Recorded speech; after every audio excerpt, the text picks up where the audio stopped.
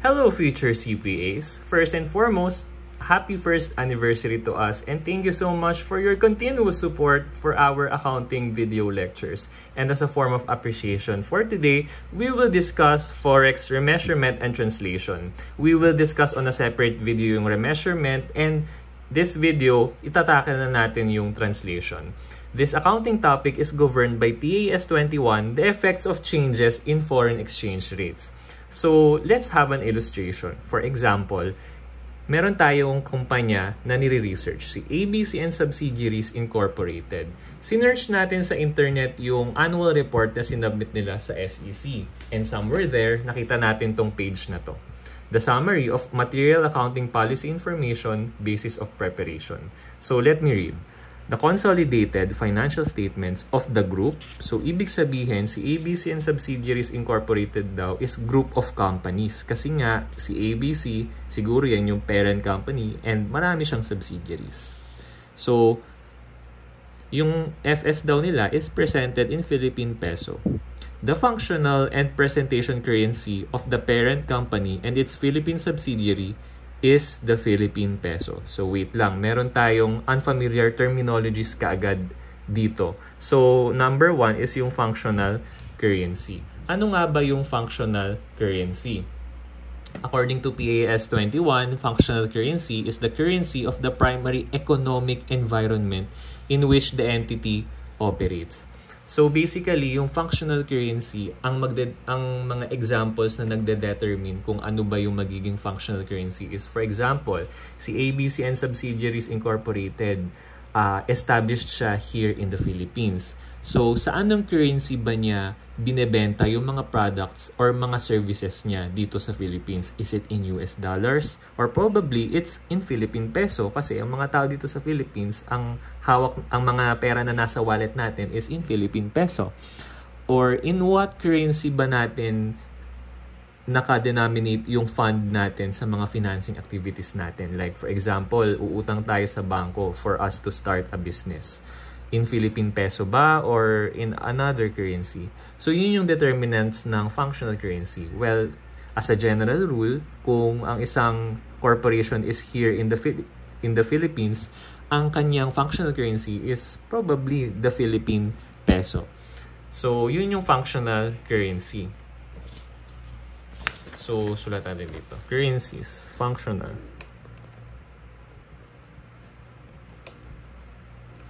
Ang next naman natin dito, presentation currency. So number 2 is presentation currency.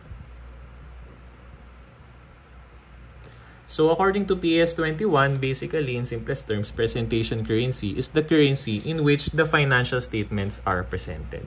So kung halimbawa, sa internet, sinearch natin yung publicly available financial statements ni ABC and Subsidiaries Incorporated and nakita natin na nakapresent in peso yung numbers and figures dun sa FS. So, ang kanyang presentation currency is in Philippine peso.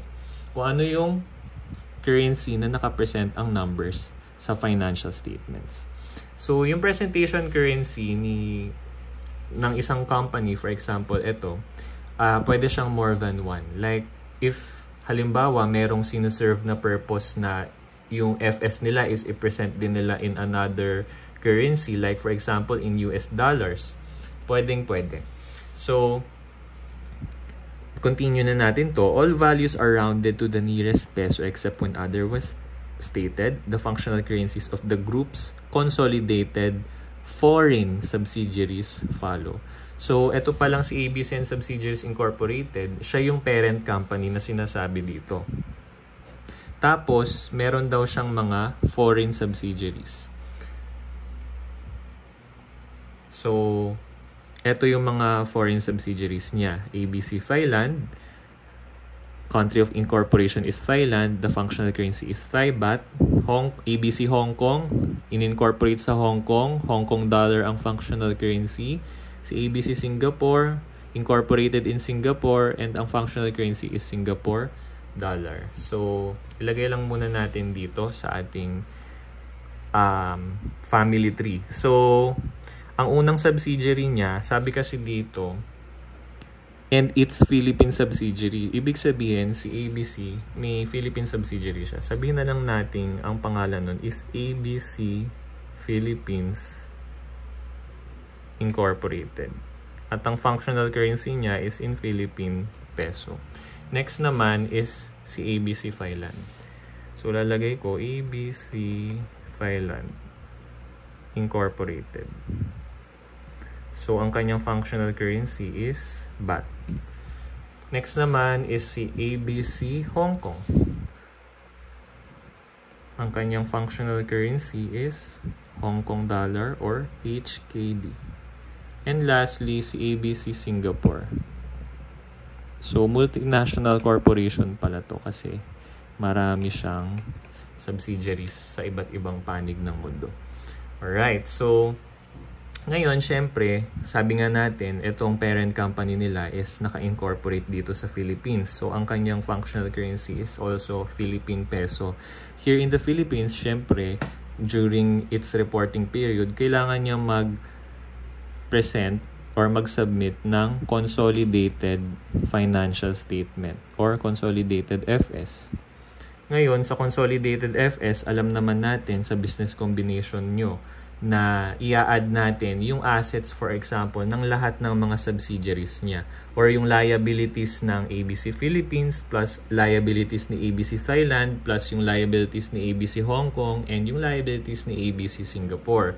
Pero hindi naman pwede na paghahalu-haluin na lang natin basta-basta yung amounts na baht, HKD at yung Singapore dollar sa Philippine peso. Hindi natin pwedeng basta ipaghalo-halo. Kaya ang mangyayari, yung mga tinatawag natin na foreign currencies. So, that would be our third currency, foreign currency. Basically, in simplest terms, foreign currency is all currencies other than the functional currency. So, from the point of view of this company, ang foreign currency is all currencies other than the Philippine peso. Since ang functional currency ni ABC and subsidiary is Philippine peso, lahat ng currency na hindi Philippine peso like baht, HKD, and SGD, ang tawag natin doon is foreign currency.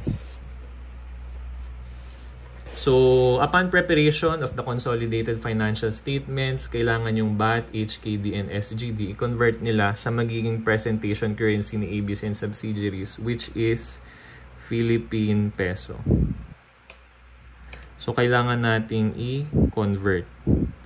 Ngayon, ang accounting issue natin dito is what conversion rate. So, anong exchange rate ang gagamitin natin? Yan ang pag-uusapan natin sa video na to. So, from functional to presentation, ang tawag natin dyan is remeasurement. Ay, sorry, hindi. Translation. Baliktad. From foreign naman to functional, ang tawag natin doon is remeasurement. So, pwedeng sa mga discussion, loosely nating na-i-interchange itong mga terminologies na to, but they do not mean the same thing under the accounting standards. Pero baka gamitin ko lang siya interchangeably. Pero for today, for this video, ang i-discuss muna natin is yung translation. So, let's now proceed to translation.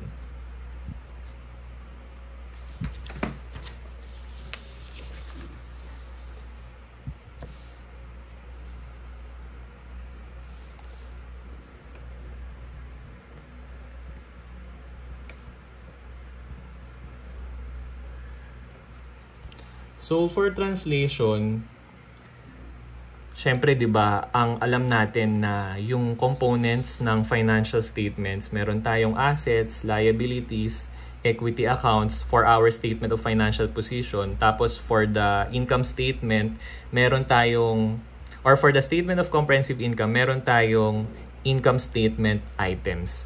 Ngayon, syempre, ang issue nga natin is what conversion rate. So, alamin natin ano bang conversion rate ang gagamitin natin sa kada financial statement line item. So, kapag yan ay assets or liabilities, ang gagamitin natin is yung tinatawag na closing rate. Yung closing rate, yan po ang exchange rate natin on December 31 or by the end of the year. Or basically, ito yung exchange rate during the last day of the reporting period. So, kung calendar year ka, December 31 yun. Kung fiscal year ka, whatever is your last day of your fiscal reporting period. So, next naman natin is yung equity. So, ano ba ang exchange rate naman na gagamitin natin for our equity items? Depende. Kapag ka common shares, o kaya yung common shares, tinatawag din natin yung ordinary shares. O kaya pwede rin yung APIC. And yung APIC or additional paid in capital, tinatawag din natin yung share premium. Ang gagamitin natin is yung historical rate. So sir, ano naman yung historical rate? Yung historical rate is basically ano yung exchange rate during the date na in-issue mo yung common shares mo. And kasabay na ron, kung meron mang sobrang binayad sa common share mo over the par value, yung ganun na rin yung gagamiting exchange rate for your additional paid in capital. For example, this year is 2027, pero yung ordinary shares na in-issue ko last year 2021 pa na-issue yung common shares. So kung ano yung exchange rate nung date na in-issue ko yung common shares ko noong 2021, yun yung exchange rate na gagamitin natin. Kaya siya tinawag na historical, kasaysayan. So, kung anong date mo, in-issue yung shares. And, syempre, isa pa nga sa mga equity items natin na hindi malilimutan is yung retained earnings natin. So, yung retained earnings, hindi siya straightforward na isa lang yung conversion rate na gagamitin. Kasi, syempre, meron tayong tinatawag na movement sa retained earnings. Siyempre, magsisimula ka muna sa retained earnings beginning. So, beginning of the year, January 1, magkano ang ating retained earnings? And then next naman, i-add natin yung net income or net loss for the year. Sa net income natin, ang gagamitin natin is yung average rate. Sir, ano naman po yung average rate? Yung average rate is yung basically lahat ng exchange rate sa lahat ng araw ng isang taon, i-average mo yun. So, yun yung average rate. Kumbaga, assuming na incurred evenly throughout the year. Next naman natin is ililess na natin yung dividends paid. So, hindi naman all the time nagde-declare ng dividend o nagbabayad ng dividend ang company dahil choice yan ng board of directors and in compliance na rin sa revised corporation code. So, ang exchange rate na gagamitin natin is basically date of transaction. Syempre, this year yun.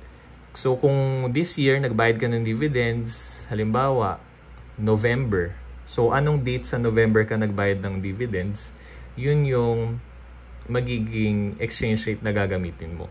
Pero ang tanong dyan, kung kailan ba tayo nag-declare ng dividends o kung kailan tayo nagbayad ng dividends. So, ang answer is, kung kailan ka nag-declare ng dividends. Okay, nilagyan lang natin na dividends paid. Kasi, kahit declared pa lang yan, ibinabawas na yan sa retained earnings.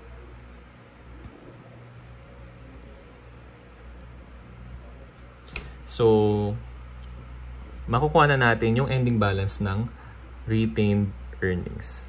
So, yung retained earnings beginning, kapag na-encounter natin yan sa problem, dapat yung problem, sabihin niya, magkano yung retained earnings beginning in Philippine peso. Kasi nga, kung ang pagbabatayan natin ng retained earnings beginning is, of course, yung ending balance ng retained earnings last year, eto din yung formula niya. So, hindi siya straightforward. Hindi mo pwedeng i-multiply lang yan sa iisang exchange rate dahil yung movement niyan, magkakaibang exchange rate yung ginamit natin. Okay, so dapat logical lang na ibigay na sa problem, dapat yung PHP or converted into functional currency na balance ni beginning ng retained earnings. So, for the net income, paano ba kinukuha yung net income? For example, naka-encounter ka ng problem na hindi straightforward. So, hindi pa given yung net income. Pero binigay sa'yo yung cost of sales, yung operating expenses, at kung magkano yung revenue. So, basic lang. Sales, less cost of sales, less operating expenses. Yan na yung magiging net income mo. Or kung negative man yun, magiging net loss. Okay. Ngayon, tapos na tayo sa balance sheet items. Next naman natin is sa income statement items. IS na lang. So, ang gagamitin natin sa income statement items is average rate lang din.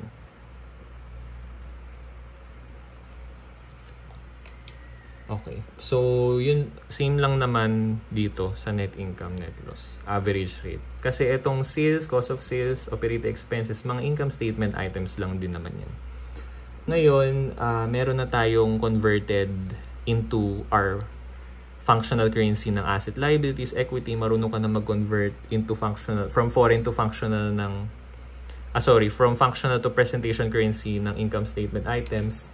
So, ngayon, pag chinek natin yung accounting equation, halimbawa, converted to presentation currency, for example, Philippine peso. Chinek mo yung accounting equation kung equal pa ba. Assets minus liabilities equals equity.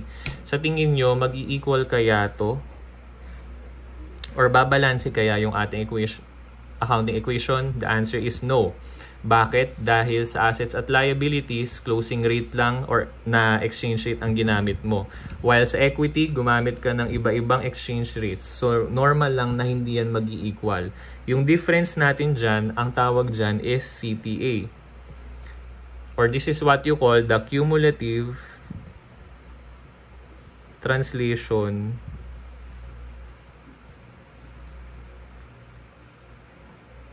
adjustment. So, yung CTA mo, pwedeng maging gain yan, pwede ring maging loss. Ang nature ng account na to is equity account.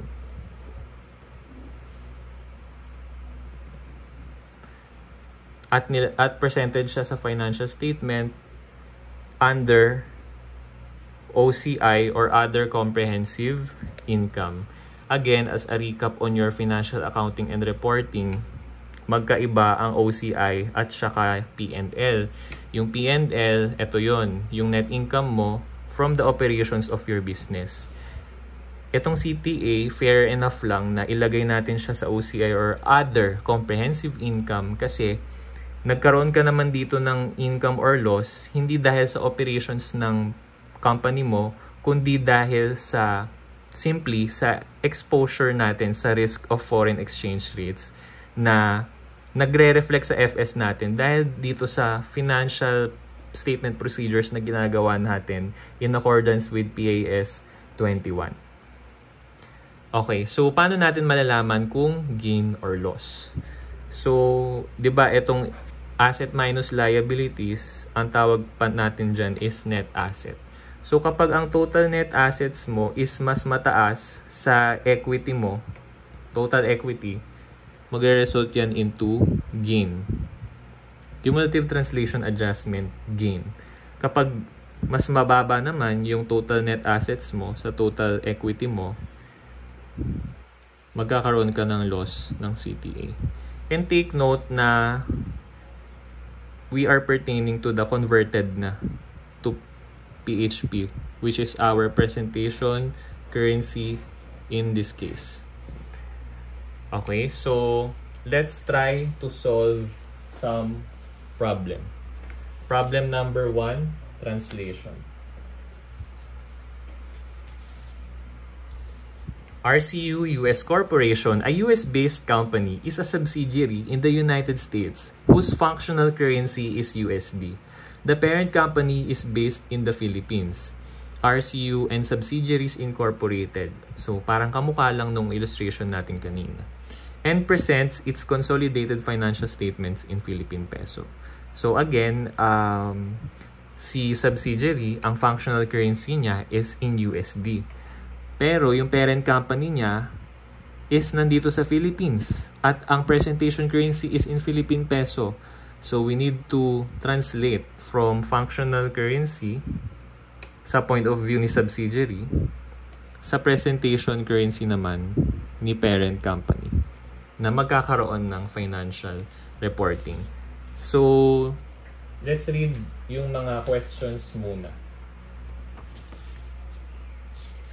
Number 1, how much is the net assets during the end of 20x7? Number 2, how much is the translated retained earnings on December 31, 20x7? Number 3, what amount of translation gain as component of other comprehensive income should be presented in the statement of comprehensive income for the year ended December 31? And number 4, ang tinatanong naman is the cumulative translation credit or yung CTA. So, let's read the given. So, binigay na sa atin yung unadjusted trial balance of the US subsidiary as of December 31, 20x7 stated in USD. Kapag nabasa nyo yung word na unadjusted, ibig sabihin, itong trial balance na to, hindi pa nire-reflect sa retained earnings yung net income. So, ibig sabihin, pwede nating assume na yung 100,000 dito in USD, ito pa yung beginning balance natin ng retained earnings. Ibig sabihin, hindi pa nako-close yung mga income statement accounts sa income summary and ultimately sa retained earnings. Note that the property, plant, and equipment was acquired on January 1, 20x1. So sabi dito, was acquired on January 1, 20x1. Magagamit ba natin yan? On our discussion a while ago, sabi natin, kapag asset or liability, sa asset nagfo-fall under yung property, plant, and equipment. Ang gagamitin natin is closing rate. So, distractor lang tong January 1, 20x1. So, wag na nating pansinin. Siguro, sa yung susunod nating lesson, yung remeasurement, mag-a-apply yun. Kasi sa remeasurement, kapag non-monetary asset, ang gagamitin is historical rate. Pero sa next video na natin yun i-discuss. Moreover, assume that sales, cost of sales, direct operating expenses, and general administrative expenses were incurred throughout the year. Ibig sabihin, ang gagamitin natin dyan is average rate. So, ito na yung exchange rate na given. Merong historical sa capital stock, average rate for 20x7, closing rate for 20x7, date of dividend declaration, ano yung naging exchange rate, and nung date of dividend payment, ano yung naging exchange rate.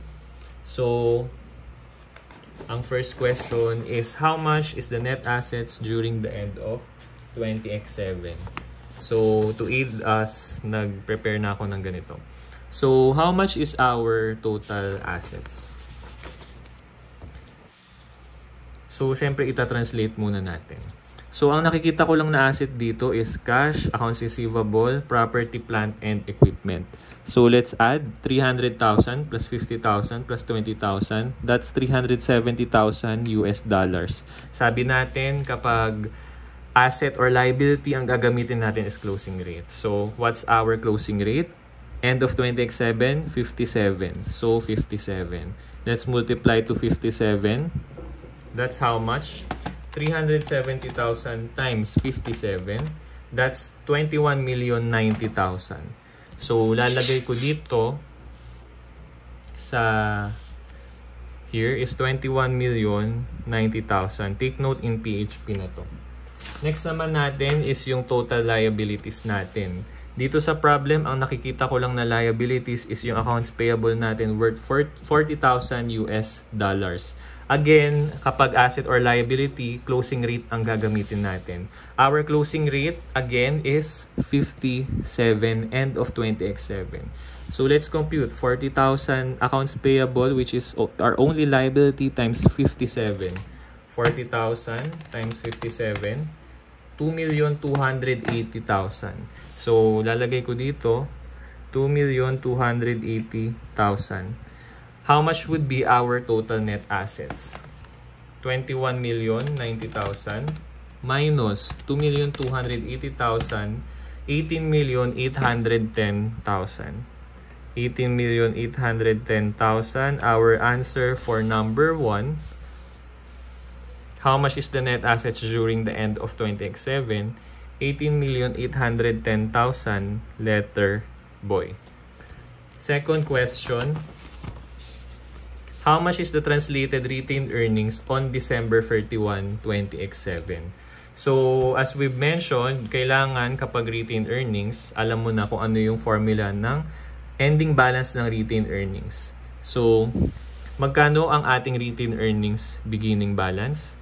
Ang sabi natin kanina, dapat sabihin sa problem. Sinabi ba sa problem? Yes. The Philippine peso equivalent of the retained earnings at the beginning of the year amounted to 5,400,000. So, ilagay natin in PHP. Beginning balance ng retained earnings, 5,400,000. How much is our net income? So, to aid us, ito yung formula ng ating net income. Sales, cost of sales, DOE, GAE, net income or loss. So, yung sales natin is 110,000. Ano pa to ha? In USD. 110,000. I-compute muna natin in USD since lahat naman to, iisang exchange rate lang ang gagamitin, which is average rate. Para isahang multiply na lang. And kailangan nyo rin yan for efficiency ng time sa pagsagot ng problems. Cost of sales, 120,000. Direct operating expenses, 30,000. And lastly, general and administrative expenses, 20,000. Syempre sa formula, ileless mo tong cost, DOE, GAE. So let's compute 110,000 minus 120,000 minus 30,000 minus 20,000. So ang lumabas sa atin is negative. Negative 60,000. Pag negative, it's a net loss. So in USD yan, i-times natin sa ating average rate.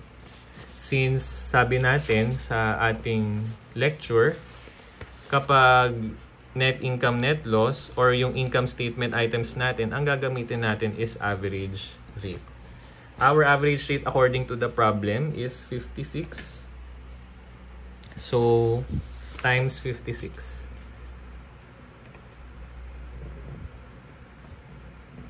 Let's compute 60,000 times 56. 3,360,000. So our net loss converted into our functional currency, which is Philippine peso, 3,360,000. So ilalagay ko dito sa main solution natin, 3,360,000 net loss. Next would be your dividends paid. According to our lecture a while ago, your dividends paid would be translated according to the exchange rate on the date of transaction. So, again, kapag dividends paid, sabi din natin na dapat date of declaration, not the date of dividend payment. So, according to our problem, our exchange rate sa declaration date is 54. So, ang dividends natin is 10,000. 10,000 times 54. Let's compute. 10,000 times 54. 540,000. And sa formula natin, kabawasan siya sa retained earnings. So, 540,000. So, the ending balance of our retained earnings, let's compute. 5,400,000 minus 3,360,000 minus 540,000. That's 1,500,000. To answer our second question, how much is the translated retained earnings on December 31, 2007? Our answer is letter boy again, 1,500,000. Let's proceed to our third question. Third question, what amount of translation gain as component of other comprehensive income should be presented in the statement of comprehensive income for the year ended December 31, 2007? So, for us to be able to do that, kailangan muna i-compute natin yung ating how much is the shareholders' equity. So, yung equity, para ma-compute, kailangan, alam na natin retained earnings natin, kanina, 1.5M. Alamin natin magkano yung converted amount ng ating common shares and additional paid-in capital. Back to our problem. For our capital stock, 100,000. Wala tayong additional paid-in capital. So, 300 sa capital stock natin, 300,000. According to our video lecture, ang gagamitin natin for our capital stock is historical rate. Ang historical rate natin according to our problem is 50 pesos. So, 300,000 times 50 pesos. Let's compute. 300,000 times 50 pesos. 15 million pesos. So, 15M. So, our capital stock is 15 million. Our retained earnings ending, na-compute na natin kanina, 1,500,000.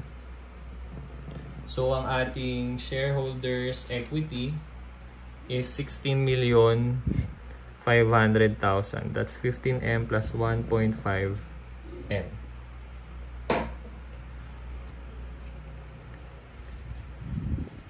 So, ngayon, meron na tayong net assets. Meron na rin tayong shareholders equity. Let's try to see if our accounting equation is still balanced. So, asset minus liabilities equals equity. 18,810 net assets. Your equity is 16,500,000. Hindi equal. So, anong mas mataas? Yung net assets natin ang mas mataas. Sabi natin kanina, kapag mas mataas ang total net assets, it's a gain on cumulative translation adjustment. So, gain. How much is the difference? Let's compute. 18,810,000 minus 16,500,000, 2,310,000. So, 2,310,000 CTA gain is our answer. So, our answer on number 3, what amount of translation gain as component of other comprehensive income should be presented in SCI? Our answer is 2,310,000, letter boy. And number 4, what is the cumulative translation credit that should be presented in the SFP on December 31, 20 X7 yan. So our answer also is 2,310,000, letter B. And that concludes our discussion for foreign exchange translation. On our next video, sa part 2, we will discuss naman foreign exchange remeasurement. Thank you so much for watching, and please subscribe if you're not yet subscribed. And good luck, future CPAs!